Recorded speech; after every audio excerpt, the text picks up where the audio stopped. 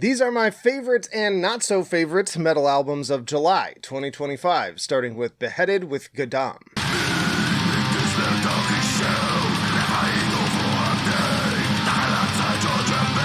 The seventh album from this Maltese death metal band formed in 1991, and these blackened guitars give me a lot of mid-career Behemoth vibes, just replace anti-Christian lyrics with their own native folklore.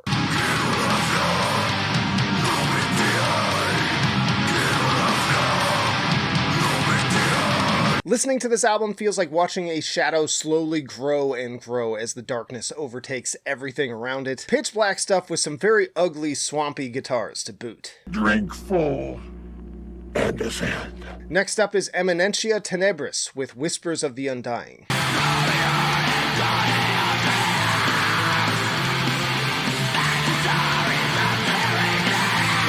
The fourth album from this French melodic black metal project with a constantly flowing stream of very Swedish-sounding riffs. This approach combined with the reverb-heavy production and icy atmosphere give the album a very 90s aesthetic, conjuring elements of everything from Dissection to early In Flames and Sacramentum.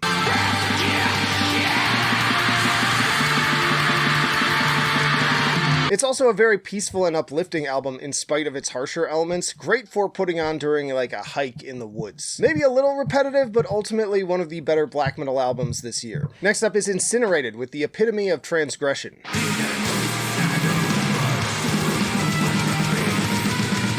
The second album from this Indonesian death metal band with an emphasis on blackened atmosphere. More music with a clear love for the old school that sounds as if it was recorded in some dark, unholy cave deep within the earth.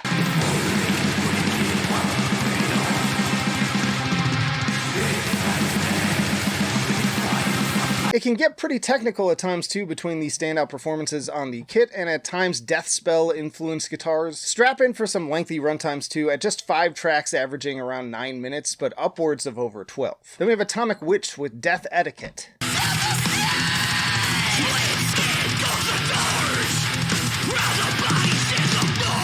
Fun little thrash metal album from this Cleveland band, and true to that region, it brings the party and rebellion in equal measure. Also really digging that while it leans mostly into harsher vocals, they throw in some very toxic coded power metal falsettos at just the right moments.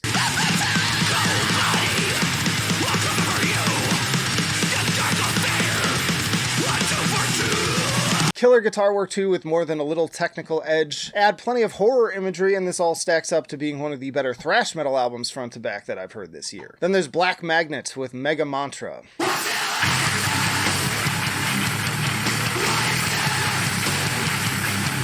I was already very much down with this Midwestern band's pummeling fusion of industrial metal with hardcore energy after hearing Body Prophecy in 2022, but I think that this new one blows that out of the water. Take the infectious synth lines of Nine Inch Nails and Skinny Puppy, but ramp up the aggression perhaps even beyond what I would expect from Godflesh or Candy.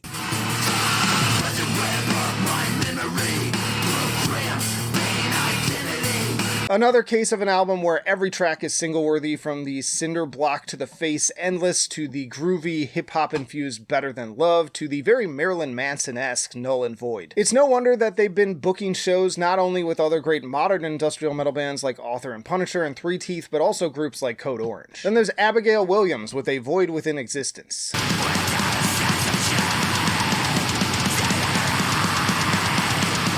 The sixth album from this black metal act, now based out of Olympia, Washington, and featuring Fear Factory's Mike Heller on drums. I can't believe that it's already been 6 years since Walk Beyond the Dark and 10 since my personal favorite, The Accuser, but this is another strong work of dense atmosphere.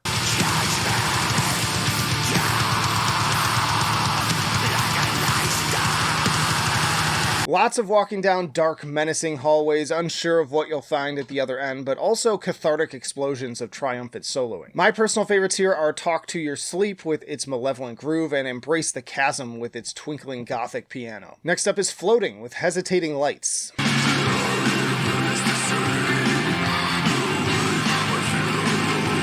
We've had quite a few fusions of post-punk and black metal in the last few years, but this is the first time I think I've come across one with death metal. This Swedish band perfectly unites these shared dark qualities of both genres into a surprisingly cohesive package.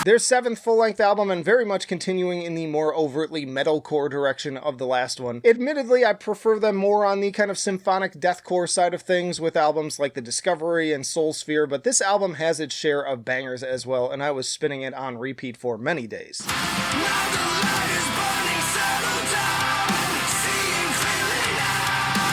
Seppuku, Torchbearer, Dark Fable, and especially Inverno particularly tickle my fancy, and the latter with that amazing choir part. And really, this band has never missed for me. Sad that it will seemingly be their final album with longtime guitarist Lee McKinney. Then we have Mora Prokaza with Crawling Through Time.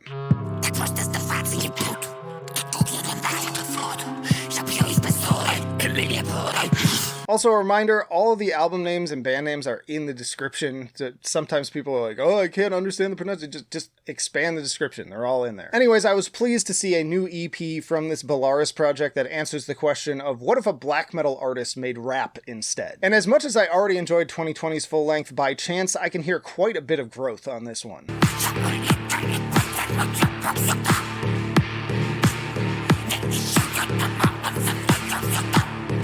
Pharmacon's unique cult vocal flow is as grim as it is immaculate, but now backed by a further expanding production that recalls both RZA as well as Blockhead's work with Aesop Rock. Great use of all manner of instruments too, even including saxophone, piano, and regional additions to create a truly entrancing and hypnotic atmosphere. Next up is American Standards with Future Orphans.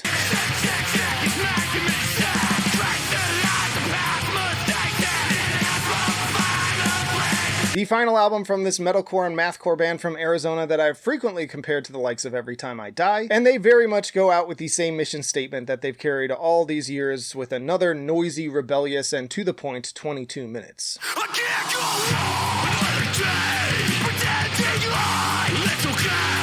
Just a raucous, pissed off at the world kind of time, at just the time that people are feeling it the most. At least if it comes down to it, the apocalypse is going to have one hell of a soundtrack. We also have Slaughter to Prevail with Grizzly. Oh, it's gonna be fucking beautiful.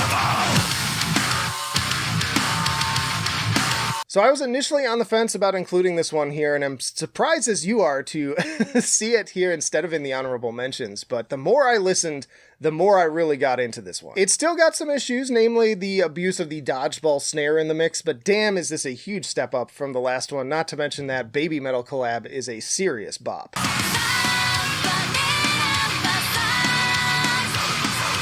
It feels like they really took the feedback about Costalum being generic and forgettable and really honed in on making much more memorable songs with serious hooks both in guitars and vocals. Solid B+ of a record, again with some issues but also a lot of killer moments to get you headbanging. I ended up buying a physical copy. We also have a late edition in Psycho Frame with Salvation Laughs in the Face of a Grieving Mother.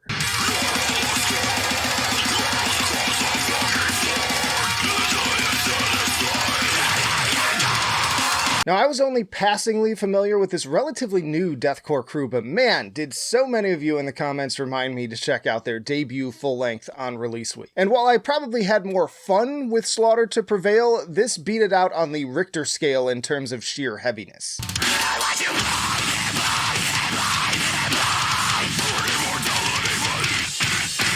That part in particular made me smile so wide the first time I heard it. Absolutely brutal stuff that really wears its death metal influences on its sleeve more than many other bands in the genre right now. Honestly, at times it gave me the same feeling I had the first time I heard The Cleansing. Alright, before we get to my favorite album of the month, we've got some honorable mentions here. Also a reminder, if you're enjoying the video, hit the like button and help me out by also sharing your favorite and least favorite metal albums in the comments. But first up here we have Chronos Compulsion with Lawgiver.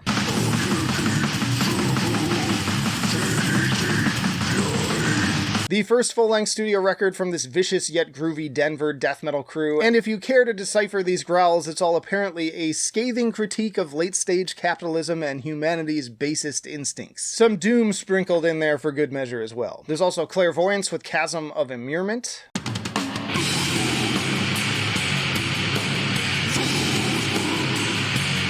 A little more Polish death metal for you this year, this time courtesy of a first full-length debut. This kind of stands at the razor's edge of death metal and death doom, really emphasizing the atmosphere above all else. I'd like a little bit more from the vocals, but the guitar work and drumming really keep the tension cranked to 11. Then there's Symphobia with Hideously Traumatic.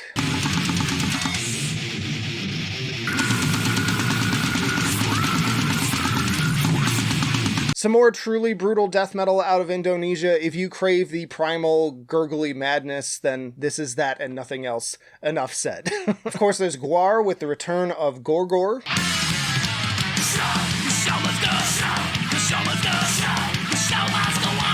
Three new songs and 4 live versions from this long-running band of alien mutants. It also comes with a 32-page comic book. I'll level with y'all and say I've never really been a big-time hype man for this band, not because I dislike their music. It's solid, I just rarely find myself craving them out of nowhere. And of course there's Alice Cooper with The Revenge of Alice Cooper. We are the wild ones, crashing through the night.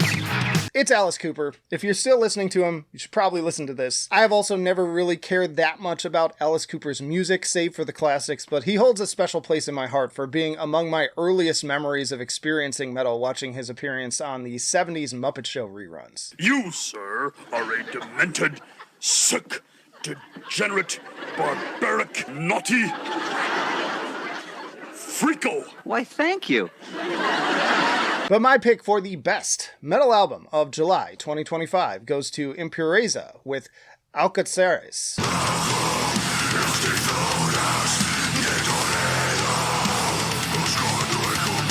Flamenco death metal. These are the 3 words getting passed around that instantly sold me on checking out the 3rd album from this French band that has been around since 2004. And they really do infuse that classical Spanish guitar into the riffs with this one on an incredibly fun and infectious album.